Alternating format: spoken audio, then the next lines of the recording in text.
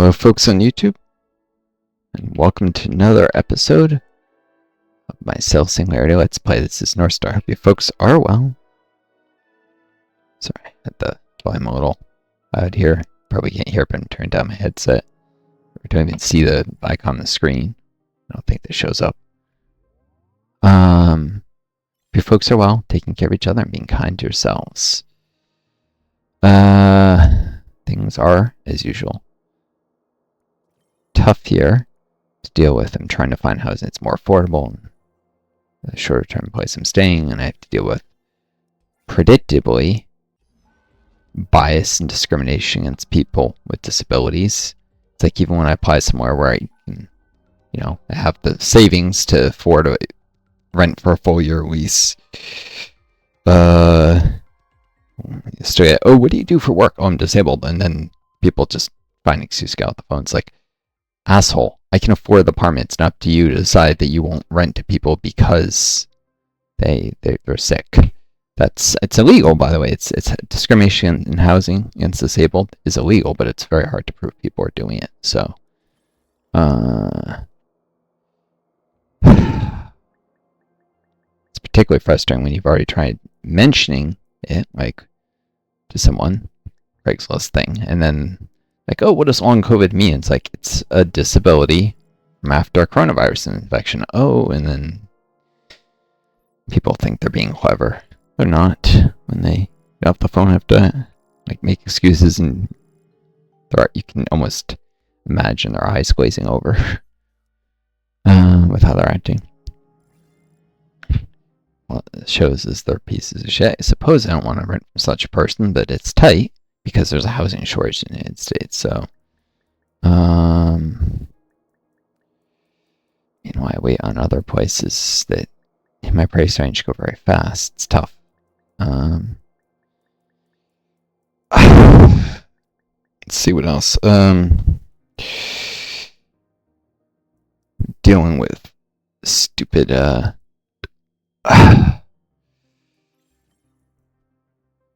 rashes, sores, which happens in my long COVID. I have noticed there's a pattern to them. There's usually two types. Some stars a small red dot. I think it's bigger and gets really itchy. Others, they start as actually what I can identify with medical knowledge is being a bit of leukosemia. The skin turns absolutely completely pale white, loses all sensation of very small areas, cold to the touch. And then it gets very itchy and the skin flakes off. That's a very small amount of area losing blood flow and the skin dying. Forms a different type of, instead of small scab, usually more of a sore. It heals after a little while. Because long COVID causes clotting issues. It can end up affecting the arms, legs, etc. Where I am now, that was way too expensive. I have to deal with like landlord is like, oh, if you just ate more meat, it's like, people don't want to say stuff like that, don't want to hear the truth. For one, I stayed with family before. When I was staying with that family, I was being fed a lot of meat. It did not make me have more energy. The fact is, my energy levels being low has nothing to do with, not eating whatever thing these people think. Thinking, if you just ate this food, you wouldn't have all energy. It's like, no, it's a disease of inflammation, and Ian, the way you're describing in the past, it doesn't matter. And meat actually made a lot of my symptoms worse, not better. And it's expensive, and so I don't eat a lot now. And it's always right-wing people who have ideas like this. They refuse to face reality, instead discriminate and act like jerks.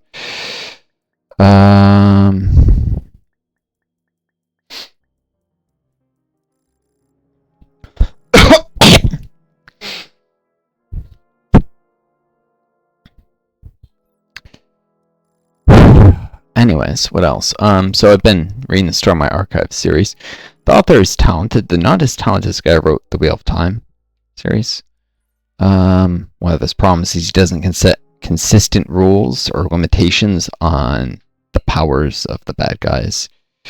There's a huge tendency for them just to pull out of, you can see it was written not in advance sometimes, or not far enough to just have enemies pull new tricks out of their hat whenever needed to be more of a threat.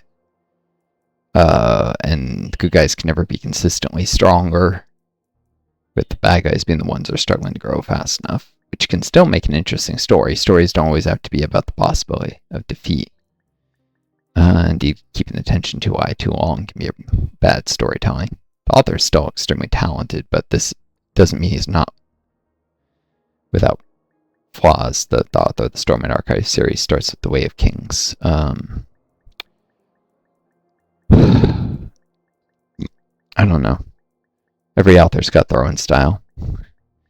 Read Kim Stanley Robinson, who does the Mars trilogy, but it goes way too deep into political philosophy sometimes.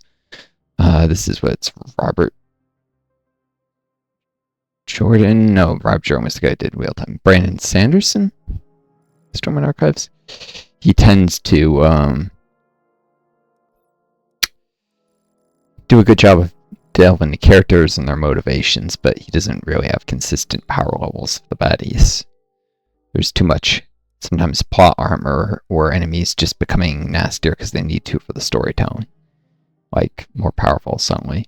And he doesn't understand certain... He goes very deep into how characters think, but it can be problems when he doesn't actually understand certain philosophies. He keeps using ethical utilitarianism. I wish I was doing the philosophy exploration right now. It's not for a while, I guess, in the rotation. Or random rotation, maybe even. But like many authors, because authors tend to be artistic types, he uses this philosophy, this moral philosophy, as a punching bag, where characters who are ethically utilitarian are either arrogant or evil in the end, always. And that's nonsense. It comes partly from a very shallow understanding of the philosophy. The flaws that are ascribed to are always like, well, the person to have this philosophy, you have to think you always know what the greatest good is for the greatest number of people. Bullshit. Any advanced person with advanced understanding of that moral philosophy knows that sometimes you acknowledge your lack of knowledge. There's nothing in the philosophy that says you can't or shouldn't. In fact, and when you delve deeper into it, that becomes, there's uncertainty factors about, you don't take decisions, especially that are marginal, that might only do something more good than harm, if there's some uncertainty about whether they'll actually do more good than harm. And the other thing is, common thing authors describe as, oh, well, followers of this philosophy never account for the fact they might be corrupted by doing harsh things for a better end. No, there's nothing that says your own judgment is not a static. It's a variable in decision making. So to actually practice ethical utilitarianism, you absolutely have to be aware that, well, if I do this, it could lead to me being corrupted, even if I'm doing more good than harm in the short run. And so that actually becomes a long-term consideration. To actually practice it accurately is really difficult. And so the other thing is, when you know you can't use that philosophy, being willing to shift into other ones for a time and only revert back to ethical utilitarianism when there are situations where it's clearly usable without the same problems.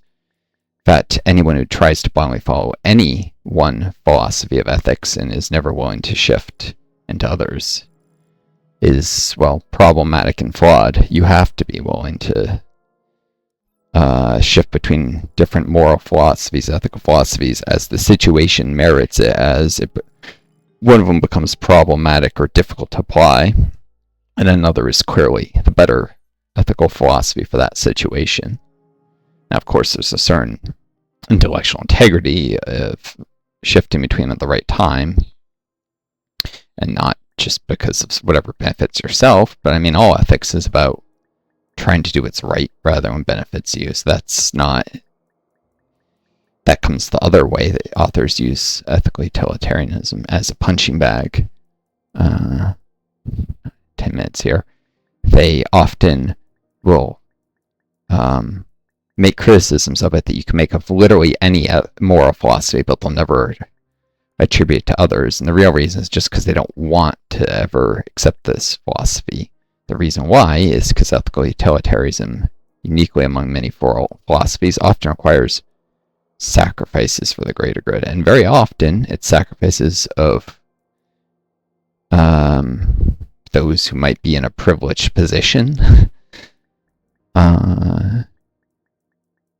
which authors tend not to come from the streets, although J.K. Rowling was homeless for a while, but she was also became a monster, and I would not point to her as a stellar example of anything. But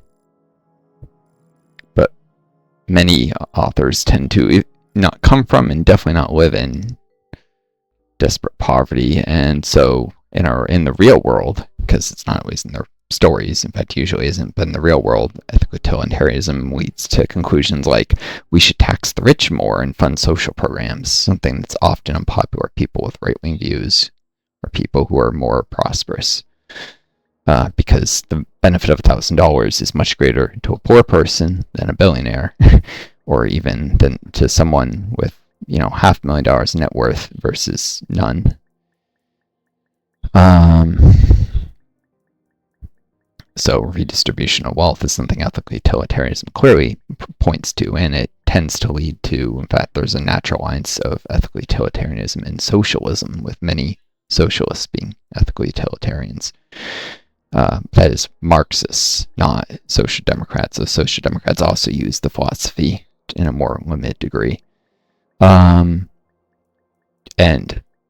since most authors that in the West you read are diehard capitalists, in fact, the Stormlight Archive series is particularly notable for that because it's literally an embodiment of idealism, which is the philosophical basis of capitalism. The story, you literally have Spren, who are embodiment of ideas, which is literally it's the greatest possible embodiment of an idealist worldview as opposed to materialist worldview.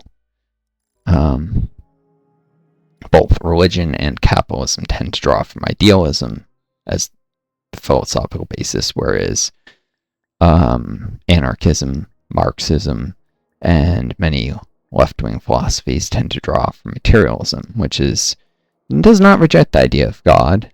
You can be religious and still be a materialist, but it does say that ideas don't have a separate existence aside from reality,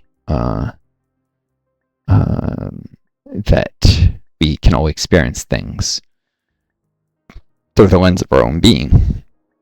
That's, of course, the exact opposite than these literal embodied ideas, the Spren and the Stormlight Archive series, who very much are ideas with an existence apart from a human mind, that are affected by perception in a way that's deeply idealist and anti-materialist. Of course, that's a universe where idealism is true. It's unfortunately very common in fiction because of the sort of people who tend to go into fiction writing, and they tend to find materialism repugnant, again, because they don't like hard truths. They prefer things that are warm, and storytellers, there's natural tendency. The game Stellaris, which I have a Let's Play series and check out, is literally another universe where the idealists have the right of it. There's the Shroud, which is similarly an embodiment of ideas apart from the physical plane. It's a psychic dimension, and these kind of tropes show up all the time in fiction, and some of the worst science fiction authors even, like the guy who wrote Nightfall, who was a deeply racist piece of shit, although it's still an interesting story to, if anything, as a cultural touchstone. It's got some historical value to read. I've been trying to get it from the library, and it's a long wait list to finish it. By the time it comes off, well, it seems like I don't have much time to read it, and then I have to wait forever to borrow it again, but I've been trying to work through it. It's not the most engaging. It's poorly written, and there are obvious racist stuff in it. But I also also read The Invisible Man around the same time I started reading that, and read right through it, and it's actually the opposite. It's an anti-racist message. A book written in the 1800s that was criticizing racism, and that was much more engaging. Sometimes categorized as science fiction, but it was a deeply materialist piece of work, The Invisible Man. It's worth noting, whereas Nightfall... Did I say Nightfall? Shit. No, sorry, not Nightfall. And sorry for those who were getting annoyed when I was calling it racist. That's the wrong book. That's not the title of the book I was thinking of. On COVID inserts words, especially when there's distractions. Roommate being loud on the phone in the other room. Childhood's End. That's what it was, I think. It's where it starts with aliens coming to Earth. That's the way the story starts. That's the work I'm thinking of, with the racist elements and the bad idealist, deeply flawed philosophy behind it. Nightfall is also idealist to a lesser degree. There's materialist elements of it, but it's not racist. At least nothing I could clearly detect in it, unless I'm forgetting things or mixing it up with other books. Nightfall was... Who wrote it? Was it one of Asimov's early works? No, it was... let's check library loan wait list. That'll tell me who wrote Nightfall. Do that while I'm... This is a clicker, so it's easier to shift my attention. Yeah, it was. It was an Isaac Asimov and Robert Silverberg. So Silverberg is most of the pure Asimov works tend to be better. I don't know how much Silverberg actually did it. Maybe it's just one of Asimov's earlier worse works. Oh, it's the wrong format to read that. Yeah, Asimov actually did have some racist views in some of his earlier works. He actually moved away from them later, though he grew as a person, unlike some of the science fiction authors who start off that way.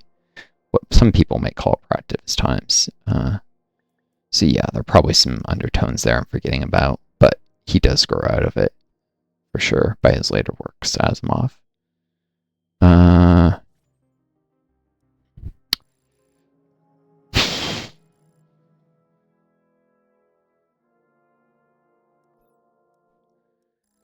Unless am I mixing up with another author? I don't know. My brain is, with my long COVID, it's pretty bad today.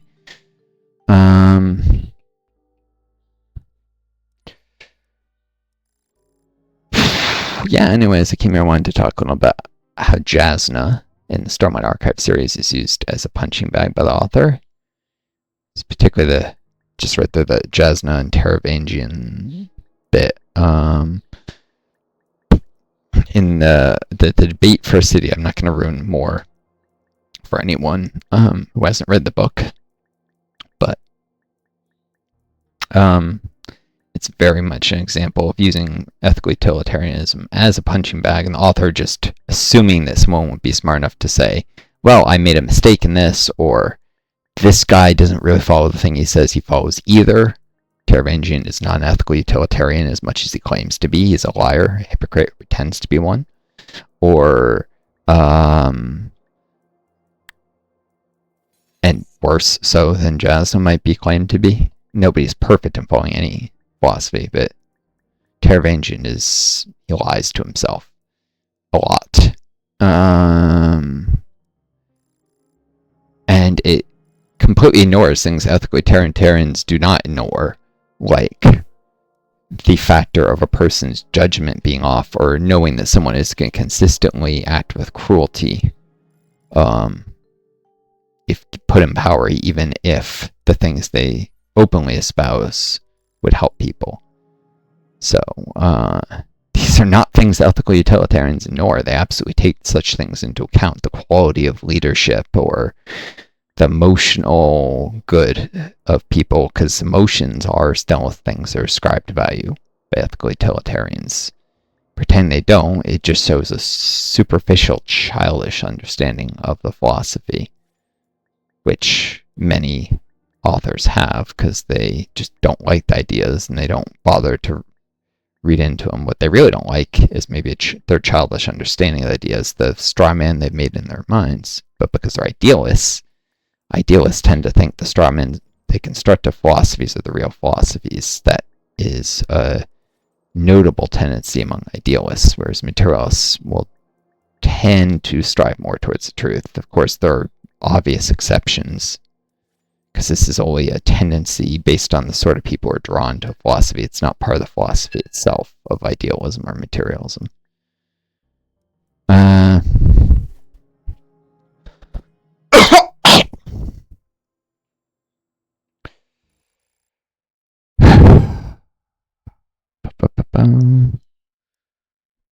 Alright, let's see what I got here.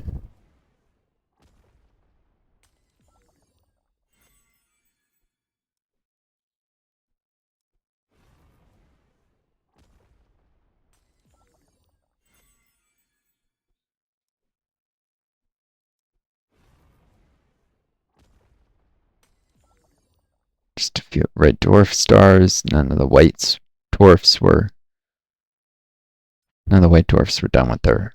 They take longer. White dwarfs are a different class of star, and because they're part of the series too, the game makes them have a longer time to for the mission.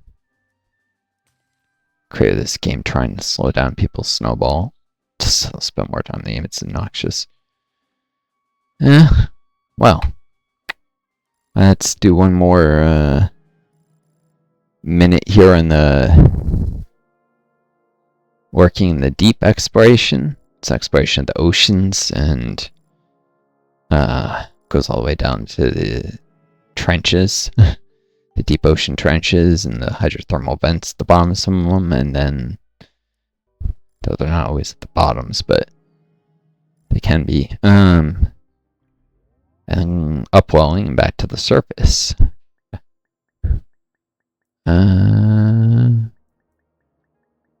What are the chances I could grab extreme species here before? Oh yeah, pretty good. I think I can do it even before this 1 minute timer ends. So let's see, I'll probably go do some Mountain Blade Warband recordings today, maybe more Rebel Inc. Can't tire down those games off too when I'm exhausted or can't think clearly. You folks should check out my Stars series, which has a huge buffer. Stuff I recorded a while ago, not like today when I'm tired. Or my Dwarf Fortress one. I actually have 2 stars, a multiplayer and single player series. It's all organized in playlists, so check out my channel, the playlist section. Okay, I'm gonna have to do one more of these simulation reboots. Oh well. I mean, I don't have to, but it'll make this quicker. Let's see, Stars, Dwarf Fortress, Mountain Blade. I've been slowly remastering my Vampire series because I started that one very early on. So I'm cutting things in shorter segments and trying to, generally speaking, raise the volume level so it's easier to hear. Though here or there, if the video is actually really loud, I might lower them. Trying to get the volume to be more appropriate for the video. And let's see, same with the Rise of Nations series. I've been remastering that, applying my use of DaVinci Resolve now, which is a much better video editor program than Microsoft Champ, to create better videos. I have a ton of Crisis in the Kremlin videos with a huge buffer. Of course, I have my politics videos, although they can just be ranting about a particular idea. Some of them are good and some of them are crap. But, you know, I'm trying to contribute.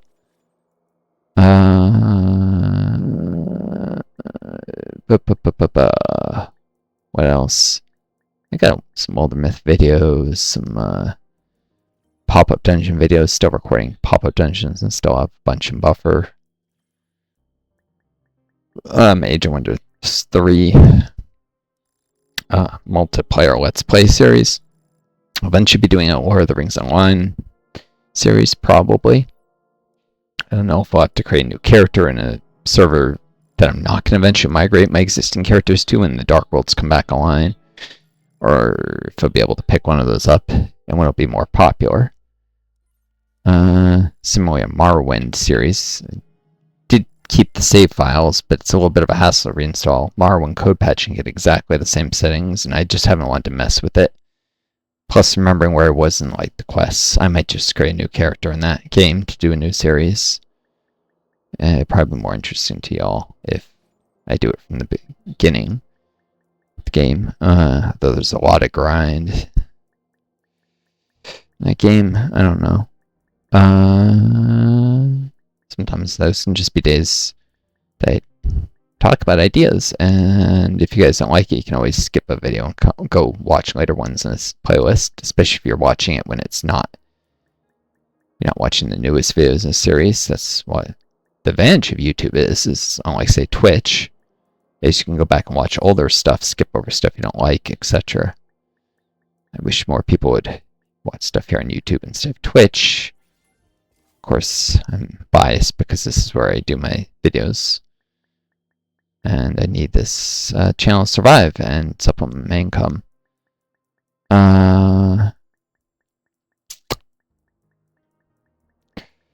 Which is only a tiny amount of money right now from like some government programs and trying to get Social Security through, but it's a huge hassle, takes forever. Well, I wish you all the best. Take care of each other. Be kind to yourselves and may always find guiding strongly down. Until next time, this Northstar do. Best luck.